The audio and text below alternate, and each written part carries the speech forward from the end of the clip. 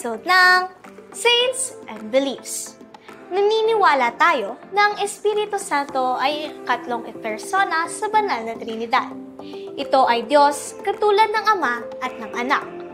Si Jesus mismo ang naghayag sa Espiritu Santo. Sinabi niya, "Humayo kayo at gawing disipulo ang lahat ng mga bansa. Binyagan ninyo sila sa ngalan ng Ama at ng Anak at ng Espiritu Santo." Mayroong apat na sagisag ng Espiritu. Una, ang tubig na nangangahulugan ng bago at walang hanggang buhay na tinatanggap natin sa sakramento ng binyag. Kalawa, ang langis na nangangahulugan ng ating pagtatalaga kay Kristo. Ikatlo, ang apoy na nangangahulugan ng nag-aapoy na pag-ibig ng Diyos para sa kanyang mga nilikha. Pang-apat, ang kalapati na nangangahulugan ng kadalisayan ng ating kaluluwa noong araw na tayo ay binyagan.